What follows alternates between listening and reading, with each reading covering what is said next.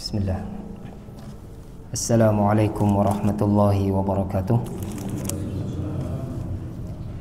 Innal hamdalillah nahmaduhu wa nasta'inuhu wa nastaghfiruh wa na'udzu billahi min shururi anfusina wa min sayyiati a'malina.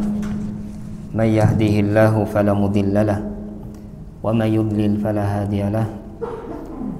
Asyhadu an la ilaha illallah wahdahu la syarika lahu wa asyhadu anna Muhammadan abduhu wa rasuluh. Allahumma salli ala Muhammadin wa ala ali Muhammad kama sallaita ala Ibrahim wa ala ali Ibrahim innaka Hamidum Majid. Allahumma barik ala Muhammadin wa ala ali Muhammad kama barakta ala Ibrahim wa ala ali Ibrahim innaka Hamidum Majid. Amma ba'du. Alhamdulillah, segala puji dan syukur kita hanya kepada Allah Subhanahu wa taala yang memberikan kita berbagai macam banyaknya kenikmatan sehingga kita bisa melaksanakan kewajiban kita salat maghrib berjamaah dan juga duduk sejenak di majelis ilmu. Semoga dengan berkumpulnya kita di sini menambahkan keimanan dan ketakwaan kita kepada Allah Subhanahu wa taala, menambahkan ilmu yang bermanfaat untuk kita amalkan, bekal untuk akhirat kita. Dan semoga Allah Subhanahu wa taala menerima segala amal ibadah kita. Amin ya rabbal alamin. Salawat serta salam kita aturkan kepada Nabi kita Nabi Muhammad sallallahu alaihi wasallam, kepada keluarga beliau, sahabat beliau dan juga para pengikut beliau hingga akhir zaman. Bapak-bapak, ibu-ibu yang semoga dirahmati oleh Allah Subhanahu wa taala, malam hari ini kita akan membahas tentang konsep rizki menurut Islam. Konsep rizki dalam Islam ya. Dan ini penting dibahas agar ada ketenangan dalam jiwa kita ketika kita bekerja, meraih rizki, mencari rizki. Ada ketenangan dan kesabaran, tidak tergesa-gesa dalam mengambil rizki ya. Karena dengan memahami konsep rizki yang benar ya, seseorang akan mengenal, akan tenang jiwanya dalam mencari nafkah, dalam bekerja mencari rizki ya. Maka ada beberapa poin yang perlu kita perhatikan ya, dalam konsep rizki dalam Islam ya. Yang pertama adalah rizki sudah ditakdirkan oleh Allah Subhanahu wa taala. Jadi kita ini semuanya rizkinya sudah Allah taala takdirkan. Berapa jatahnya, sampai kapan kita dapat rizki, itu sudah Allah Subhanahu wa taala takdirkan, tertulis di Lauhil Mahfuz. Dan juga Allah Subhanahu wa taala perintahkan malaikatnya untuk menulis rizki tersebut ketika kita di dalam perut ibu kita ya. Nabi sallallahu alaihi wasallam bersabda, "Inna ahadakum yujma'u khalquhu fi batni ummihi 40 yawman, thumma yakunu 'alaqatan mithla dhalik, thumma yakunu mudghatan mithla dhalik. Thumma yursilullahu ta'ala ilaihil malak fayanfukhu fihi ar-ruh wa yu'maru bi 4 kalimat bi katbi rizqihi wa ajalihi wa amalihi wa syaqiyyun aw sa'id." Kata Nabi sallallahu alaihi wasallam, sesungguhnya setiap kalian dikumpulkan penciptaannya di dalam perut ibunya selama 40 hari menjadi segumpal darah, kemudian menjadi segumpal daging. Kemudian Allah Subhanahu wa taala utus malaikat dan meniupkan roh pada janin tersebut. Dan malaikat tersebut diperintahkan oleh Allah Subhanahu wa taala menulis 4 perkara. Menulis 4 takdir. Yaitu menulis rizkinya, menulis ajalnya, menulis amalnya, menulis sengsaranya atau bahagianya. nerakanya atau surganya, ya. Jadi semuanya ini sudah tertulis dalam takdir Allah Subhanahu wa taala sebelum penciptaan langit dan bumi dan sebelum kita dilahirkan oleh ibu kita. Jadi rizki sudah ada jatahnya, sudah ada takdirnya.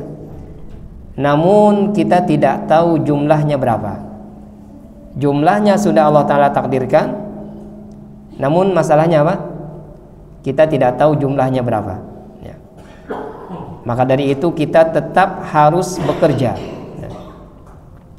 Tidak boleh seseorang dia beralasan takdir lalu dia tidak mau bekerja, ya. Misalkan ada orang dia malas bekerja dengan alasan hadis ini, kata dia, saya tidak perlu bekerja, saya tinggal diam di rumah.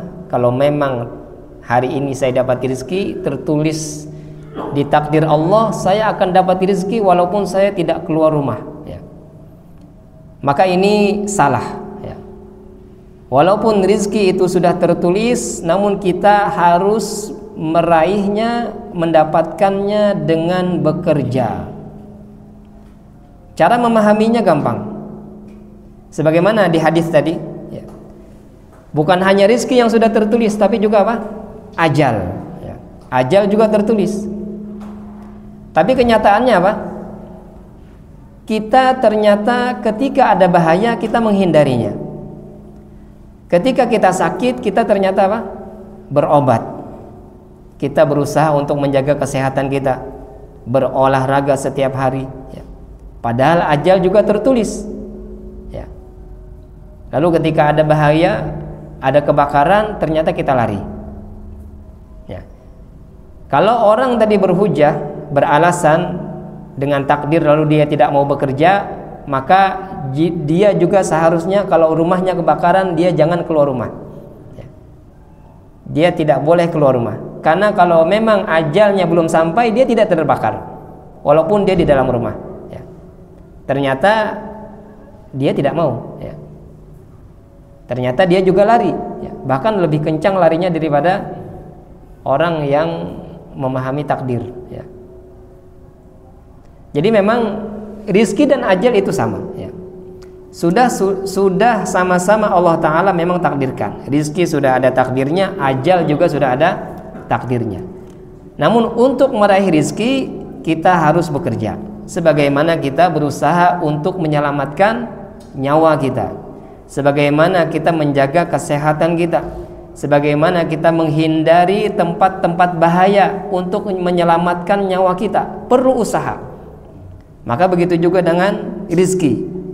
Kita tidak tahu, kita tahu rizki itu sudah ditakdirkan, namun kita tidak tahu jumlahnya berapa, dan kita dituntut untuk tetap bekerja, ya. Makanya kata Allah Subhanahu wa taala, ya, di surah Al-Jumu'ah, ya.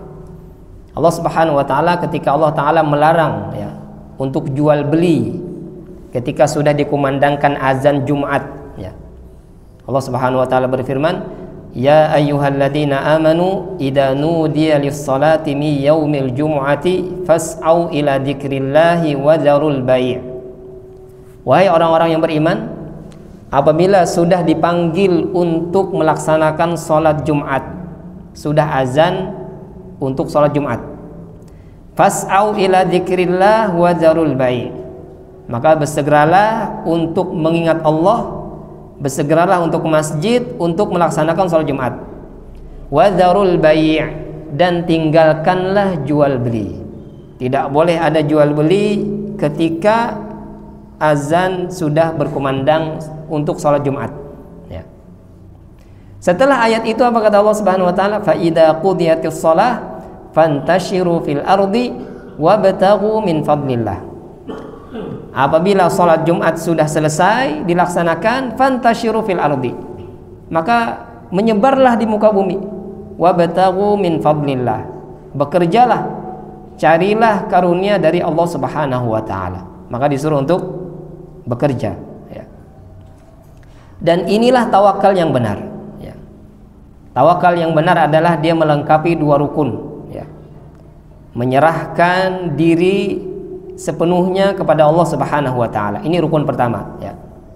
Kita serahkan semua perkara kita, diri kita kepada Allah Subhanahu wa taala. Dan rukun kedua adalah disertai dengan usaha, ya. Jadi tanpa dua rukun ini, maka tawakal seseorang tidak dikatakan tawakal yang benar, ya. Jadi dua ini harus lengkap. Satu saja kehilangan, tawakalnya tidak benar. Jadi yang pertama tadi apa? Dia serahkan dirinya, dia serahkan perkaranya, hasilnya kepada Allah Subhanahu wa taala. Namun dia juga harus berusaha untuk meraih apa yang dia inginkan, ya. Ini dua ini lengkap, maka tawakal seseorang dikatakan tawakal yang benar, ya. Makanya ketika Nabi SAW menggambarkan tawakal yang benar, kata Nabi, tawakal yang benar itu seperti tawakal burung, ya. Hadis Nabi SAW, "Lau annakum tatawakkaluna 'ala Allahi haqqa tawakkuli la razaqakum kama yarzuqut thair taghdu khimasa wa taruhu bitana." Kata Nabi SAW, jikalau kalian bertawakal kepada Allah dengan tawakal yang benar, maka Allah Subhanahu wa taala akan berikan rizki kepada kalian seperti Allah taala berikan rizki kepada burung. Apa kata Nabi? Burung itu taghdu khimasa wa taruhu bitana. Di pagi hari dia terbang, bekerja, mencari makan, terbang. Wa taruhu bitana. Dan di sore hari dia kembali dengan perut yang kenyang, ya. Inilah tawakal yang benar. Bukan burung itu tidak nunggu di atas pohon saja. Dia apa? Pagi-pagi sudah keluar dari sarangnya, dia cari makan seharian, sore dia apa? Pulang dengan keadaan kenyang. Inilah tawakal yang benar yang digambarkan oleh Nabi SAW, ya. Maka tidak benar kalau seseorang dia beralasan, saya bertawakal kepada Allah, saya serahkan semuanya perkara kepada Allah. Kalau memang hari ini dapat rezeki, maka dia datang sendiri. Saya di rumah saja, saya tidak bekerja. Maka ini tawakal yang tidak benar, ya. Dia hanya menyerahkan diri namun tidak ada usahanya. Atau seseorang berusaha saja namun lupa kepada Allah Subhanahu wa taala untuk berserah diri, ya. Dia hanya kesehariannya dia apa? Pokoknya saya hari ini harus kerja, ya. Lupa untuk menyerahkan hasil, menyerahkan diri kepada Allah Subhanahu wa taala. Dia anggap rezeki itu hasil dari jerih payah dia sendiri, ya. Dia kira rezeki itu datang murni karena usahanya.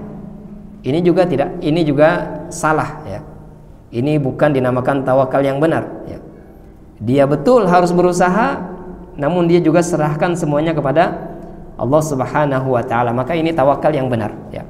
Berserah diri kepada Allah, berdoa, ya, untuk mendapatkan rezeki yang halal, yang banyak, yang berkah, dan berusaha untuk meraih apa yang diinginkan, ya. Dan hikmahnya, ya, kenapa kita meyakini ini sebagai takdir, dan memang ini adalah bagian dari takdir, ya. Kenapa kita harus meyakini rizki ini bagian dari takdir yang sudah Allah Ta'ala tuliskan, ya. Dan memang seorang muslim harus meyakininya sebagai takdir, ya.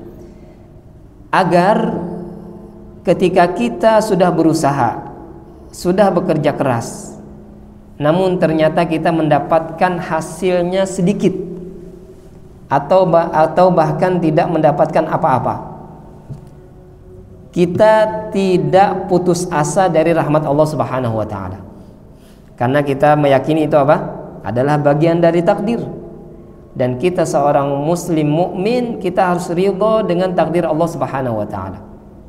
Ketika kita sudah capek-capek bekerja, berusaha, kerja keras, namun ternyata hasilnya sedikit, atau bahkan tidak dapat apa-apa, dapat tapi hilang, kita katakan ini adalah rizki saya, seginilah rizki saya, dan inilah takdir hari ini, ya.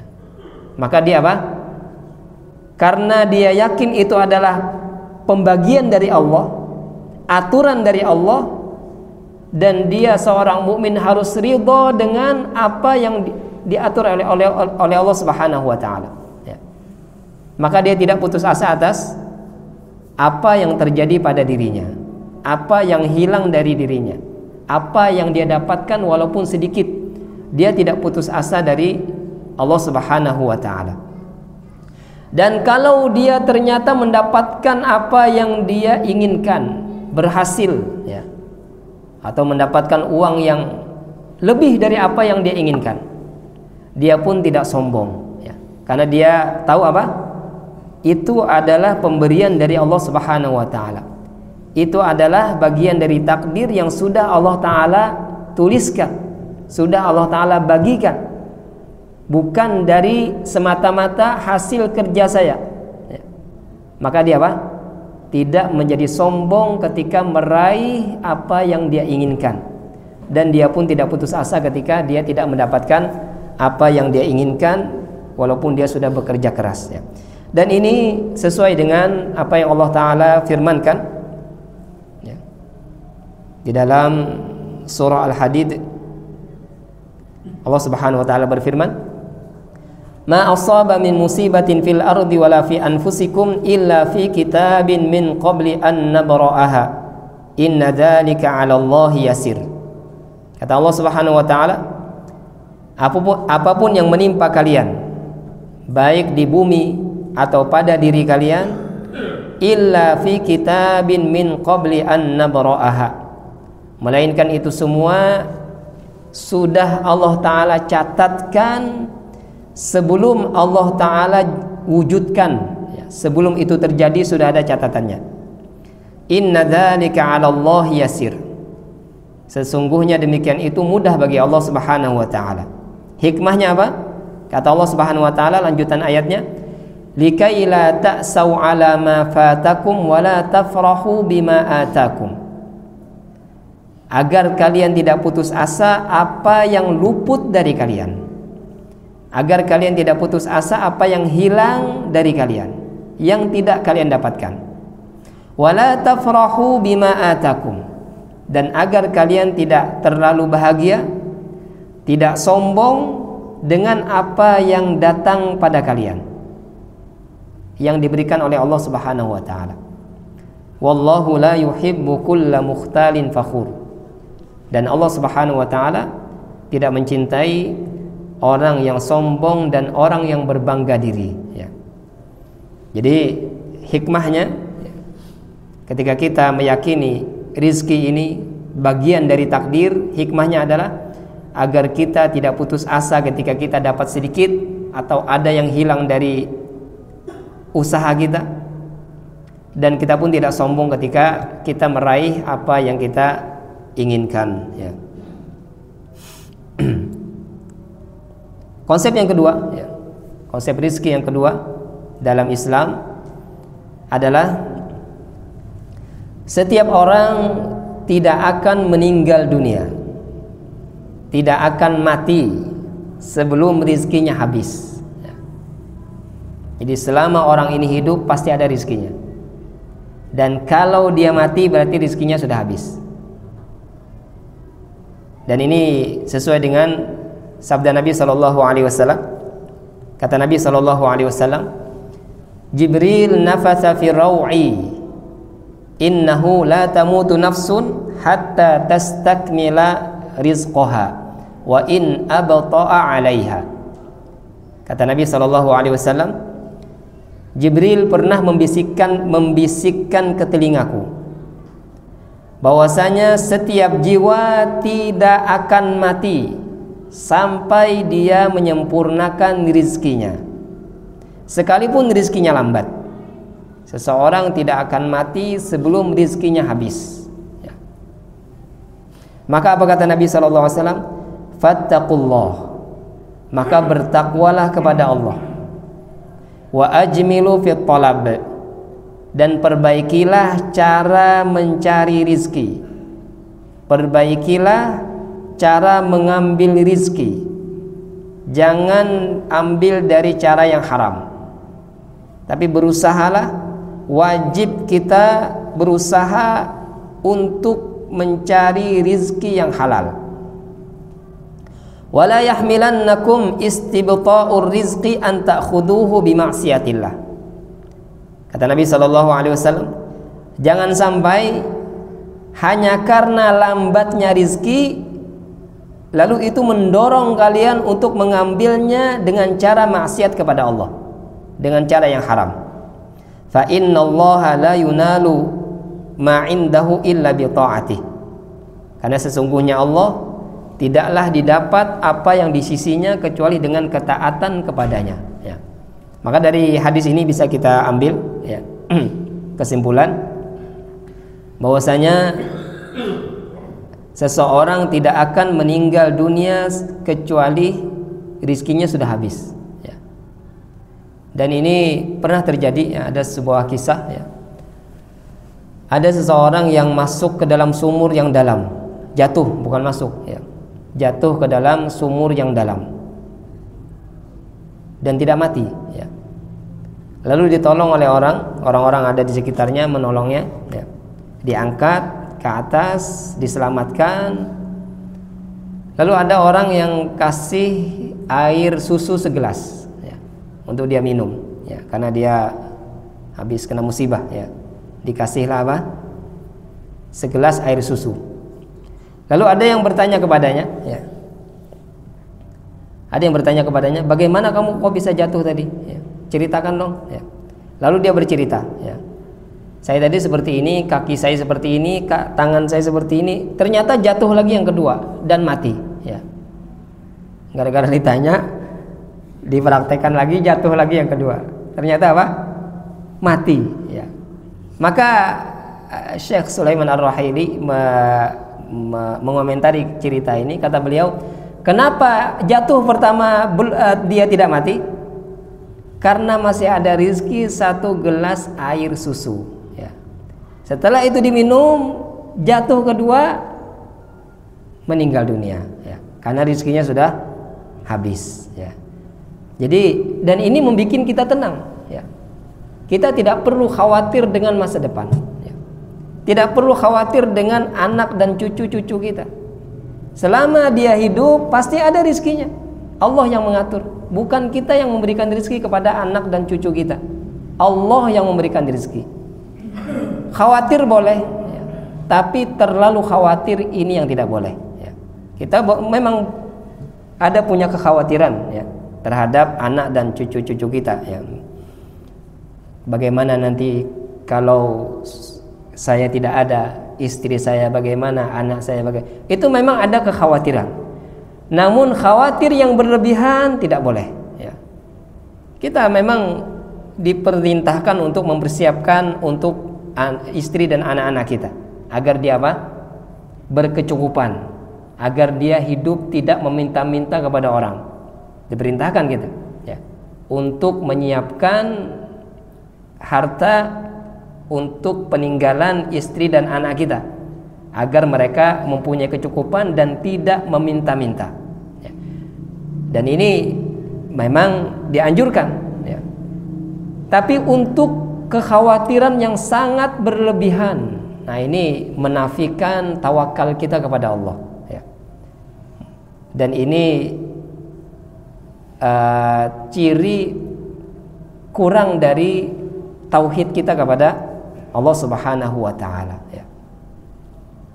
Kita mempunyai tauhid bahwasanya yang memberikan rezeki adalah Allah Subhanahu wa taala, bukan kita.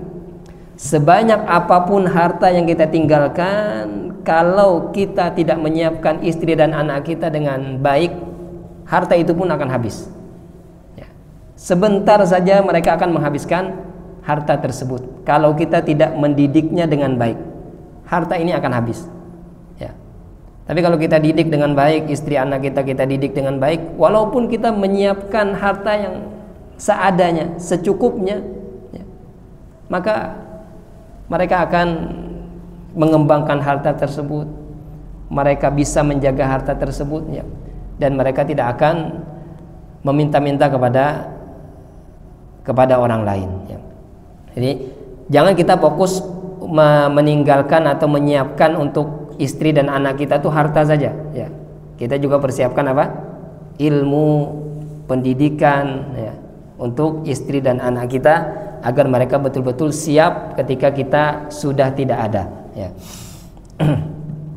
Jadi dengan hadis ini ada ketenangan pada jiwa kita, ya, untuk masa depan, masa depan kita, masa depan istri dan anak-anak kita. Bahwasanya kita yakin Allah yang memberikan rezeki, dan anak saya, cucu saya tidak akan meninggal dunia kalau rezekinya belum habis, ya. Selama dia masih hidup, maka selama itu pasti ada rezekinya, ya.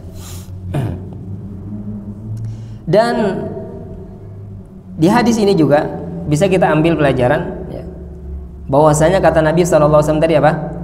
Janganlah karena lambat rizki lalu kalian mengambilnya dari jalan yang haram, ya. Dan ini termasuk konsep yang ketiga, ya. Konsep yang ketiga adalah rizki kita tidak akan berubah jumlahnya dengan cara apapun kita mengambilnya. Walaupun kita dengan cara yang haram, dengan cara yang halal, kalau rezeki kita segitu ya segitu, ya. Tidak akan berubah walaupun kita mengambilnya dengan cara apapun. Dengan cara yang halal, dengan cara yang haram sama. Kita akan mendapatkan jumlah yang sama, tapi dengan jalan yang berbeda, ya. Ada sebuah kisah, ya, terjadi kepada Ali bin Abi Thalib radhiyallahu taala anhu, ya. Beliau pernah masuk masjid, ya, dan beliau titipkan kuda beliau kepada orang yang duduk-duduk di depan masjid, ya. Beliau siapkan 2 dirham di kantong untuk kasih imbalan kepada penjaga kuda beliau. Jadi beliau titipkan kuda kepada seseorang dan beliau masuk masjid, dan di kantong sudah disiapkan 2 dirham untuk upah, ya, karena menjagakan kuda. Setelah beliau selesai di masjid, keluar masjid, ternyata yang menjaga sudah tidak ada lagi. Kudanya masih ada, namun pelana kudanya hilang. Pelana kudanya hilang. Ternyata pelana kuda ini dibawa oleh si penjaga kuda tadi dan dijualnya ke pasar. Dijualnya dengan harga 2 dirham. Lalu Ali bin Abi Thalib ke pasar dan mencari pelana baru, dan dia dapatkan pelana yang dia beli adalah pelana miliknya sendiri, ya. Apa kata Ali bin Abi Thalib radhiyallahu taala anhu? Kata beliau, sesungguhnya seorang hamba dia menghalangi dirinya dari rizki yang halal karena tergesa-gesa, ya. Sesungguhnya seorang hamba dia menghalangi dirinya sendiri dari rizki yang halal karena tergesa-gesa. Kalau dia sabar, dia akan mendapatkan jumlah yang sama, 2 dirham, tapi dengan cara yang halal. Tapi karena dia tergesa-gesa, ya, maka dia mengambilnya dengan cara yang haram, dan jumlahnya tidak beda, sama-sama 2 dirham, ya. Makanya kata Nabi SAW, wala yahmilannakum istibta'ur rizqi an ta'khuduhu bi ma'siyatillah. Janganlah karena lambat rizki, ya, lambat kaya, lalu apa? Kalian mengambilnya dengan cara yang haram, ya. Jadi kalau ada tawaran, misalnya kita pejabat, misalnya ada tawaran, kalau kita tanda tangan disogok nih, kita akan dapat 100 juta disogok. Maka kita katakan, saya tidak mau ini.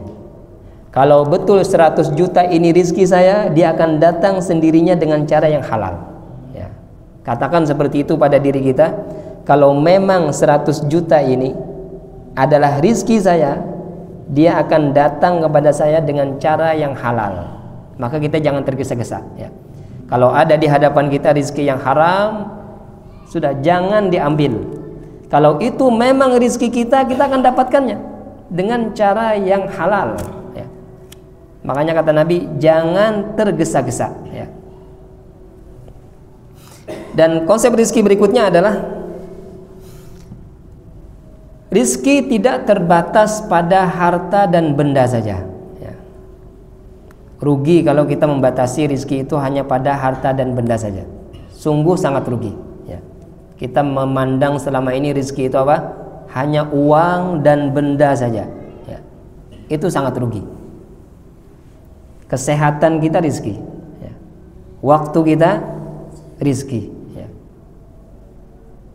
Banyak rizki itu. Ya. Jangan disempitkan pemandangan kita terhadap rizki. Ya. Rugi kita. Kita mengorbankan kesehatan kita untuk mengumpulkan uang misalnya. Ternyata uang itu sudah terkumpul, habis untuk berobat.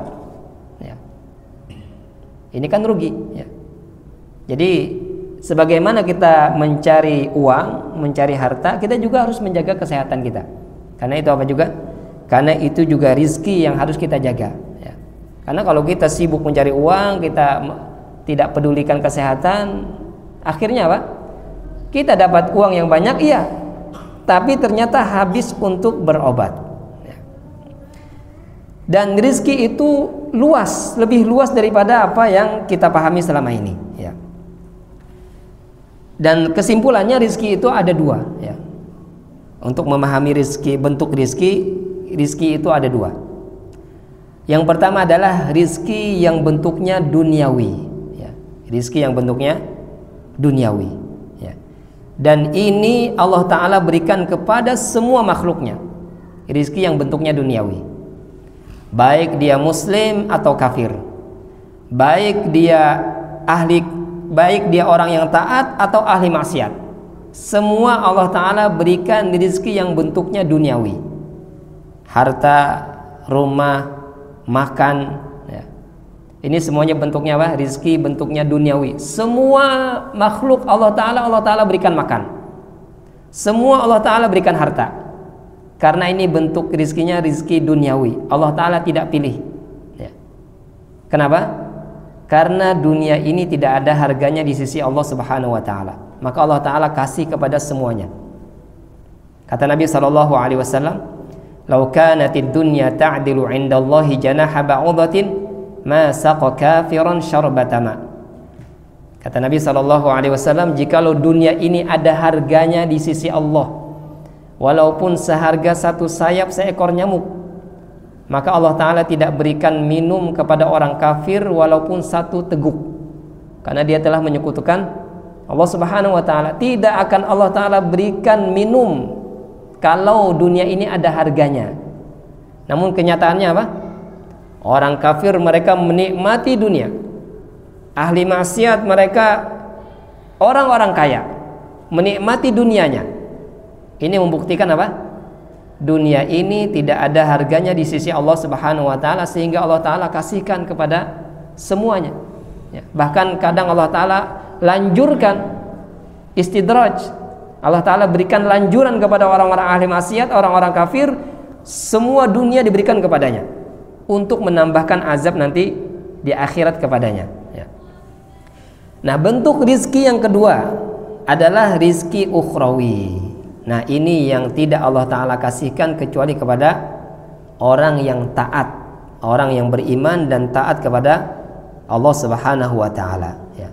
Jadi rizki ada dunia, ada dua. Rizki duniawi Allah Ta'ala berikan kepada semuanya. Yang kedua adalah rizki ukhrawi, dan ini hanya Allah Ta'ala berikan kepada orang-orang yang beriman, yang taat kepada Allah Subhanahu wa Ta'ala. Ya. Merasa nikmat ketika beribadah, ini rizki, ya. Rizki yang besar, rizki ukhrawi, ya. Tidak didapatkan oleh orang-orang yang ahli maksiat. Istiqomah, mendapatkan hidayah, ya. Ini adalah rizki ukhrawi, ya. Tidak Allah Ta'ala berikan kepada ahli maksiat, apalagi orang-orang kafir. Bisa bangun sholat malam, ini rizki ukhrawi, ya. Punya keberkahan dalam harta, keberkahan dalam waktu, memiliki istri dan anak-anak yang soleh dan solehah, ya. Ini apa? Ini rizki ukhrawi. Tidak Allah Ta'ala berikan kecuali kepada orang-orang yang taat kepada Allah Subhanahu wa taala, dan itu rizki ukhrawi di dunia. Nanti rizki ukhrawi di akhirat, yaitu kenikmatan-kenikmatan yang ada di dalam surga, ya. Kenikmatan-kenikmatan yang ada di dalam surga itu rizki ukhrawi yang dinikmati oleh orang-orang mukmin yang taat kepada Allah Subhanahu wa taala, ya. Nah, sebagian manusia, ya, sebagian orang, mereka sibuk mencari rizki duniawi dan melupakan rizki ukhrawi, bahkan mengorbankan rizki ukhrawi. Sibuk mencari harta namun tidak melaksanakan sholat. Sibuk mencari harta, jiwanya tidak tenang. Karena apa? Tidak ada kedekatan kepada Allah Subhanahu wa taala. Sibuk mencari harta, ternyata hartanya melalaikan, ya. Tidak ada keberkahan pada hartanya, tidak ada keberkahan pada keluarganya. Iya, dia orang kaya, namun ternyata memiliki istri dan anak-anak yang durhaka kepadanya, ya. Nauzubillah, ya. Maka dia mendapatkan rezeki duniawi namun mengorbankan rezeki ukhrawi, ya. Jadi jangan kita fokus dalam mencari rezeki itu, jangan fokus mencari rezeki duniawi saja. Kita harus juga berusaha untuk meraih rezeki ukhrawi, ya. Kita berusaha untuk mengumpulkan pahala, berusaha untuk menikmati ibadah-ibadah yang kita lakukan, berusaha untuk istiqomah dalam kebaikan. Itu akan mendatangkan ketenangan dalam jiwa kita, dan itu adalah rizki ukhrawi, ya.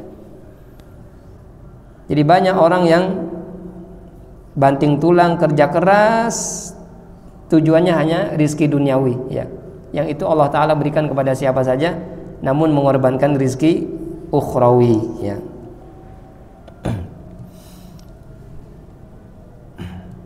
Terus poin selanjutnya, ya. Ada beberapa usaha, ya. Dan ini usaha dalam mencari rezeki itu ada dua, ya. Usaha dalam mencari rezeki itu ada dua. Ada namanya usaha kauni, ya. Usaha kauni ini, ya, dengan bekerja, berdagang, ya. Ini usaha apa?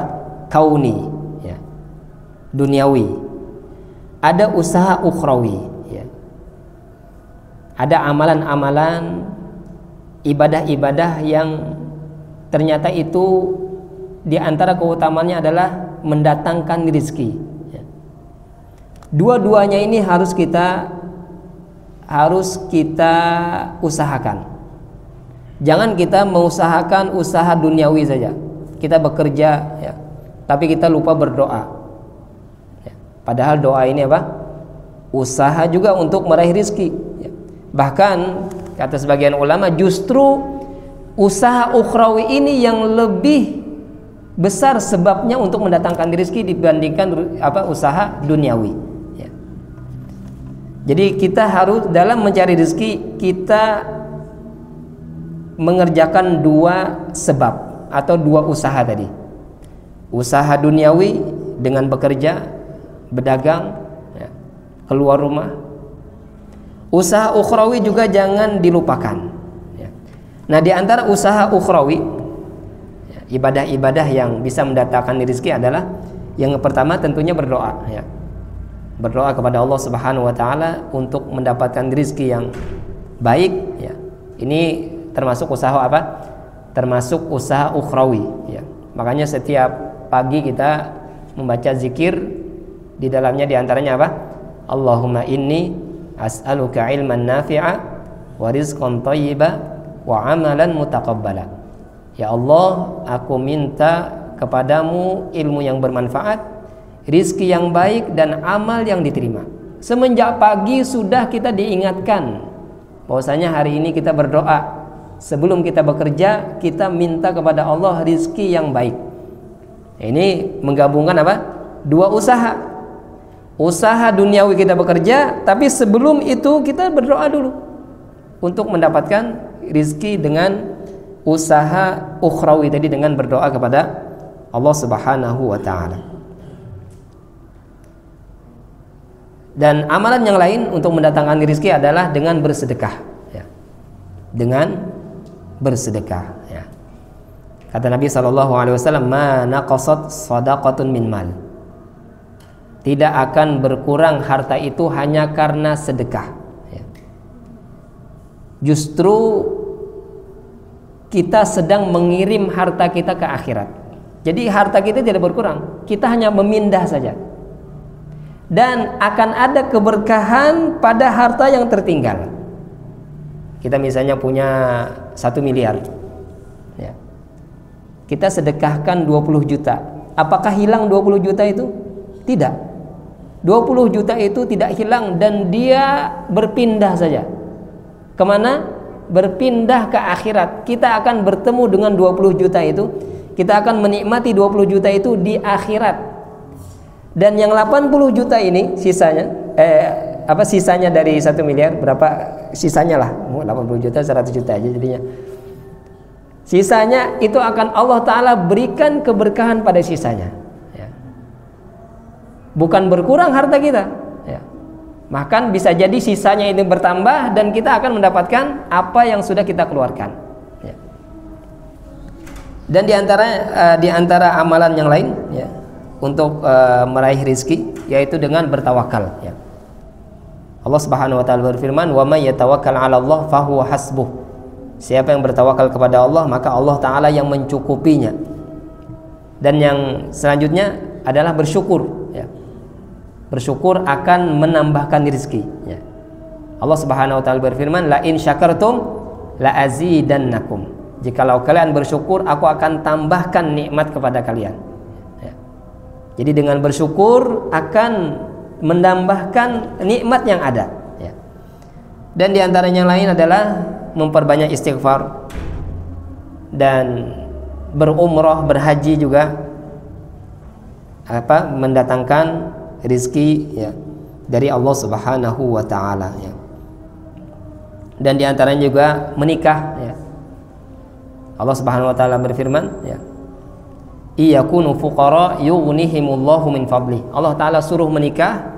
Kata Allah Subhanahu wa taala, jikalau mereka adalah orang-orang fakir, maka Allah Ta'ala akan berikan kekayaan kepadanya, ya. Jadi diantara amalan untuk menjadi orang kaya, mendapatkan rezeki adalah dengan menikah, ya. Dan amalan-amalan yang lainnya, ya.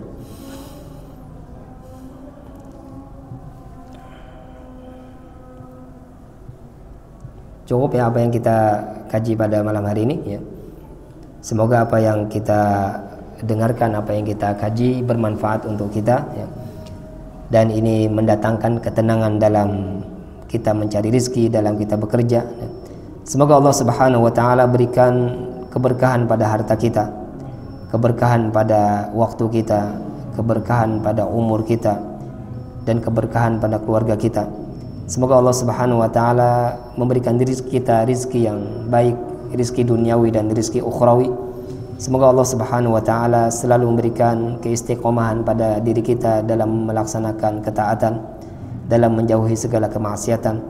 Semoga Allah Subhanahu wa taala karuniakan kita husnul khotimah, penutup umur yang baik di atas ketaatan, di atas ibadah kepada Allah Subhanahu wa taala. Dan semoga Allah Subhanahu wa taala sebagaimana Allah taala kumpulkan kita di tempat ini, semoga Allah taala kumpulkan kita di surganya. Amin ya rabbal alamin. Subhanakallahumma bihamdika asyhadu an la ilaha illa anta astaghfiruka wa atubu ilaik. Assalamualaikum warahmatullahi wabarakatuh.